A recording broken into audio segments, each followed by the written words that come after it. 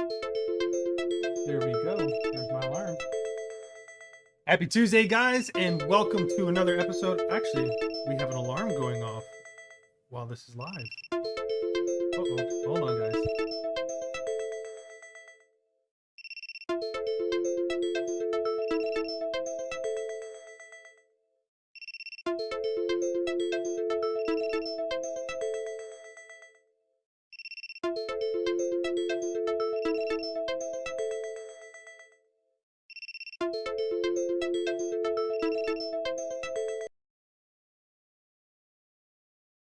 Wow. All that for technical difficulties. I'm so sorry about that, guys.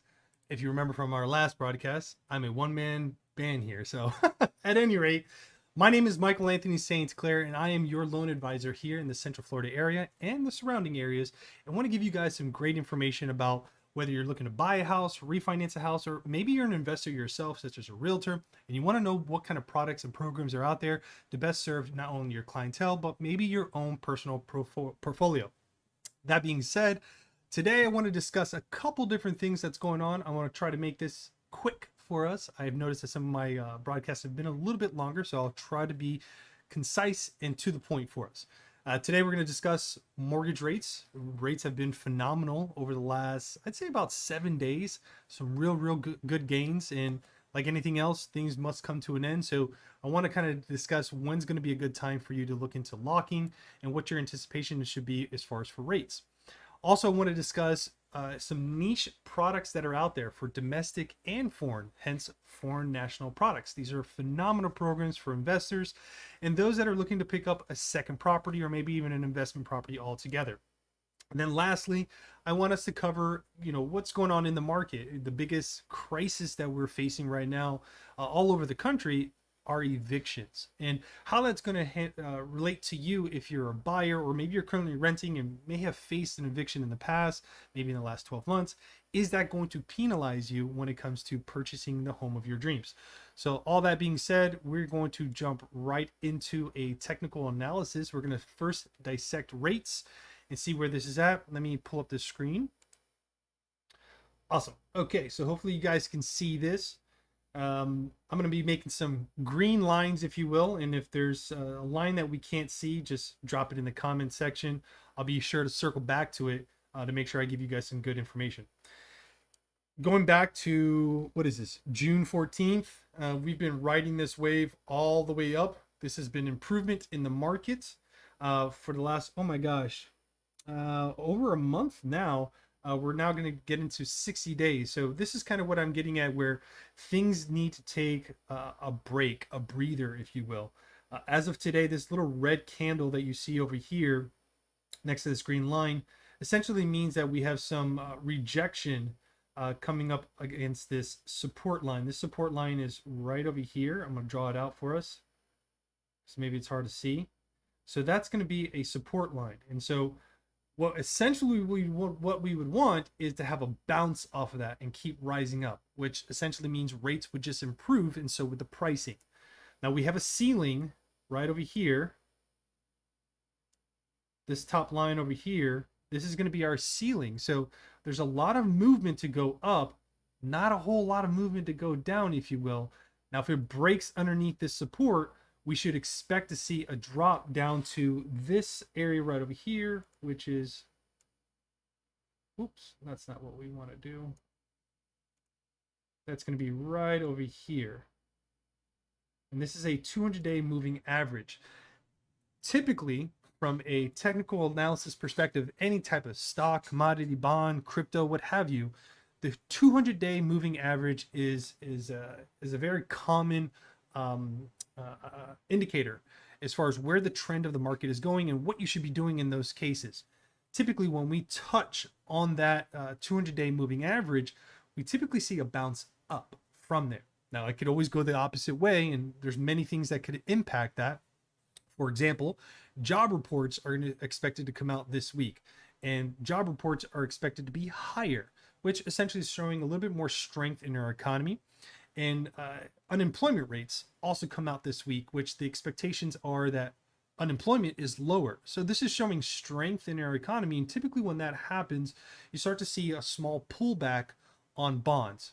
Remember, guys, bonds are what really influence mortgage rates. So the chart that you're looking at, in case we didn't catch that, this is a mortgage bonds. This is essentially what we're charting. That being said, this week when job reports come out, if it's favorable, I would anticipate to see rates have a small pullback. And that being said, I wouldn't wait until Friday to get that information. I'm looking at Thursday morning, maybe even Thursday afternoon at the very latest, securing that rate. Because in the event that job reports comes out with negative feedback, then obviously rates are going to do a little bit better. That's usually the way it works. Now, if job reports come out based on their expectations, this is where I see you guys having a little bit of difference in your pricing for your rate. So what do I mean by that? In today's market, 2.875, 3.125, 3.25, and in some cases 2.75 for 30-year fixes is going to be your range, right? 2.7 to 3.25. This is your range. Now, inside of that range is going to determine how much in costs you're going to be paying. So don't allow your credit score to be the main factor in what determines what your rate is going to be. Your rate is going to be determined by the market. Plain and simple. If you have a strong score, yes, that is favorable. However, it's not going to control where the market's going. So if you're looking at a 2.875 today and, I don't know, job reports come out, they're better than they expected, pricing goes down, that 2.875 very well still may be available to you. However, now it's coming at an additional cost. So you may be paying discount points, things like that. So be prepared for this type of stuff. If you're refinancing and pulling cash out and you need all of that liquidity as far as equity goes for whatever debts you want to settle or any home projects that you want to begin, and you're not prepared to pay points, my professional advice would be lock today or lock by Thursday at the very latest, giving you, a couple days wiggle room, if you will, to see what the market does. But you're not going to see an astronomical jump in rates, meaning you're not going to go from a 2.875 down to a 2.5% or even lower. That's just not where we are at as far as the market goes. Now, the Fed did come out last week in response to when they're going to start tapering off mortgages, if you will. Let me pull some notes here because I had mentioned last week that when the Fed mentioned this, usually rates start to have an impact. And the last note that we got as far as announcement was that they may announce in November. See, they have this whole mysterious thing about when they're going to announce when they're going to taper off rates. So there's a Fed meeting in November that they're announcing that's when they're going to announce if and when they're going to begin tapering. And a lot of the momentum has been projected towards early next year. So here's where I'm getting at. Come November, when that meeting happens and the Fed comes out and says, hey, we're going to start tapering back mortgages, you should expect from November to the end of the year, rates are going to be higher. And this is important for you, especially if you're a homeowner looking to refinance or take advantage of the equity in your home. When you refinance your mortgage, let me put this on a one-on-one. When you refinance your mortgage, you have a deferment in payment. It's usually about 30 to 60 days. It doesn't mean that you get free payments, it just means some of the interest is deferred until when the first payment is actually due. Here's why that's important. If you refinance in the month of November, you have the opportunity to avoid making a mortgage payment because that mortgage payment will already be included in your payoff. You're going to skip your December payment. You're going to roll into January with your very first mortgage payment. But you're also going to roll into the new year without the fret or worry, if you will, that rates are going to start getting away from you, because that certainly may be the case come 2022. So be prepared. I think this is going to be a great week to look into locking. I wouldn't be a betting man, if you will, waiting until November to see if rates are going to get any better. I mean, at the end of the day, an eighth difference in interest rate really translates to about 10 to 15 bucks. However, an eighth difference in interest rate when it comes to cost, it's contingent on your loan size, but we're talking minimum 500 to 800 bucks. So if you're not prepared to spend that extra cash, then again, I would advise you to look into locking in this week, Thursday at the absolute latest. So if you guys have questions about rates, something that's specific to you, or you want to know what your scenario would look like, always feel free to leave your comments in the comment section below. I do answer these. I will get with you on a one-on-one. There's no credit score or credit check required for me to do this. It's just simply me diving into your question and identifying what's going to be the best possible rate for you and your family, contingent on your current financing scenario. Let's move along here. Let's move over to let's talk about evictions for a moment, if you will, because that seems to be the big thing right now that I'm seeing as a professional mortgage advisor, and seeing a lot of individuals in a pinch. The moratorium has ended officially as of July 31st.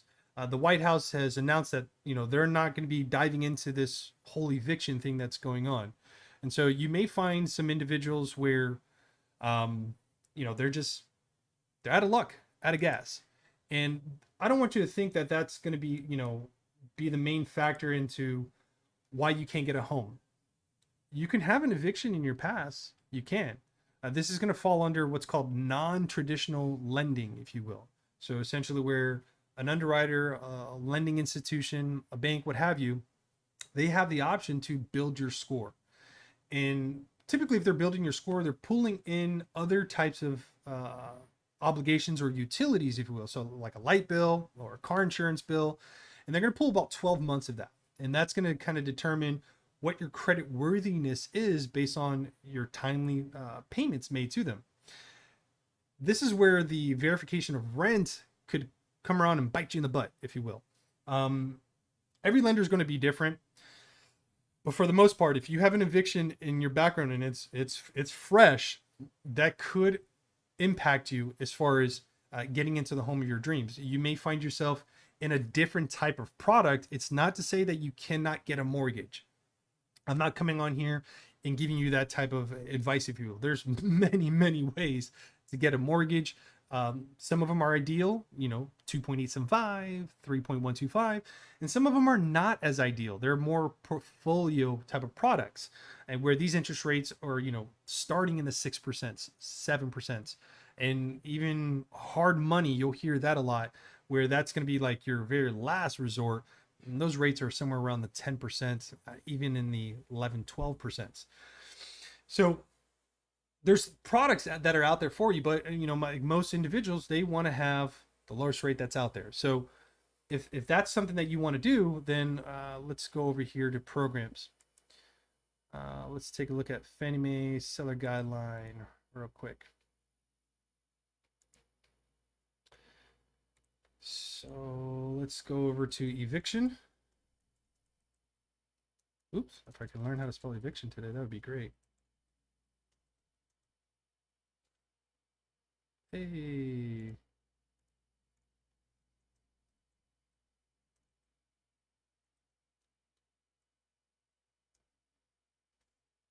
Huh.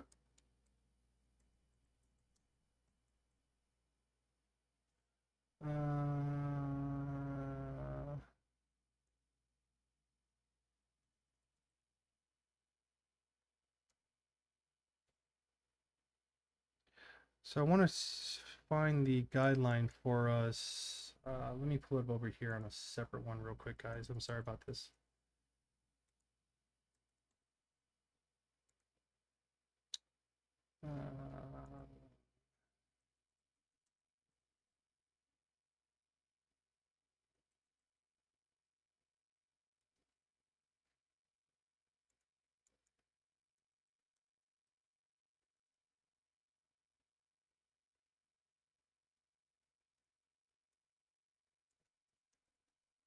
For some reason, I can't find the guideline for it, and I'm having a hard time finding it. Nevertheless, what I essentially really what I'm looking to pull up is the actual guideline inside Fannie Mae. So this way you can see it for your own proof of pudding, if you will. That if you have that in your past, don't fret. There are other ways that a lender can approve you based on other things that are going on. So we'll skip over that part, if you will, and let's talk about the programs that I wanted to mention before that are domestic and foreign. And this can actually be a product in the event that maybe you do have an eviction in the past. This is going to fall under a portfolio type of product. And let me pull that up here real quick for us.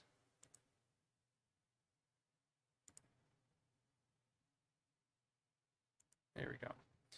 So this is a product. It's called a change product, if you will, change wholesale, and essentially they have what's called like a no ratio type of product, which really no ratio means there's no credit score, there's no income docs, there's no assets. Depending, you can do an asset program, also known as an asset depletion. Asset depletion.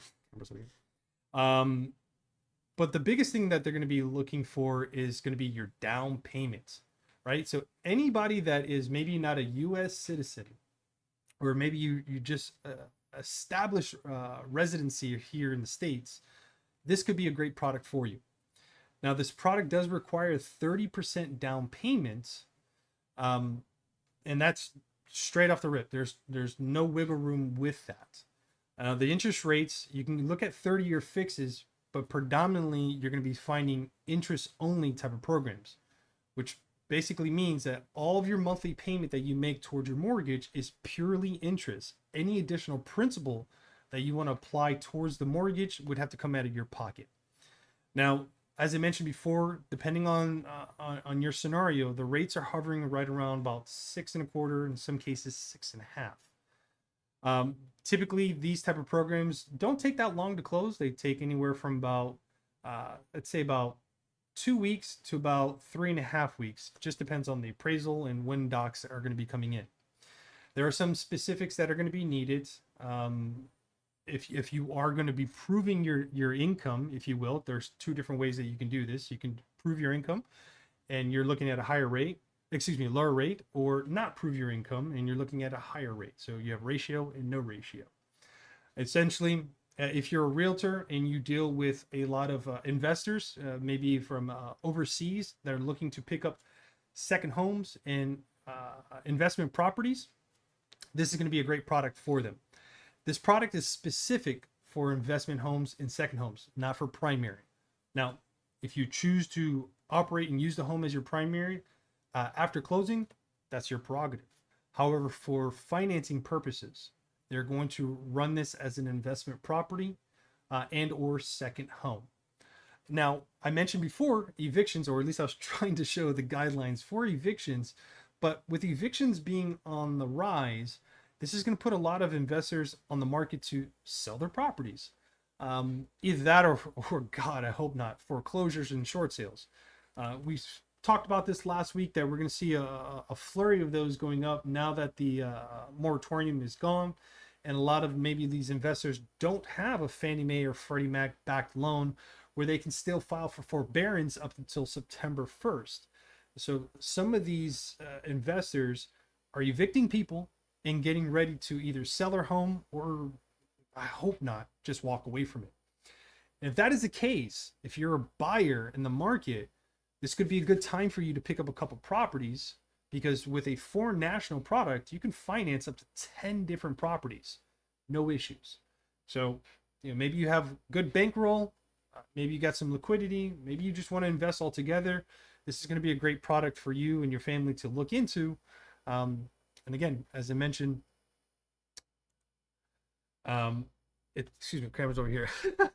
As I mentioned before, it's a great product to get into in the event that you're starting off investing, or if you're a realtor, maybe you just don't have the income yourself to show because maybe there's a lot of write-offs. This product too can be for you. It doesn't just have to be for someone that's overseas. This can be, so like I said before, this can be for domestic and this can be for foreign. It's known as a foreign national, but it can be treated the exact same way. And so if you guys have questions about that product, how it works, what are the mechanics behind it, or you want to know the specificities to what you're going to be approved for that product, drop your comments below. I'll be more than happy to assist you guys. Other than that, like I said, guys, it's going to be kind of short. I didn't want to go into too much depth. I want to give you the main meat and potatoes when it comes to rates, because that's what's really going to impact your pockets. I want you guys to make some smart money moves. And outside of that, I hope you guys have a phenomenal week, phenomenal rest of your day, and I'll see you again real soon. Bye now.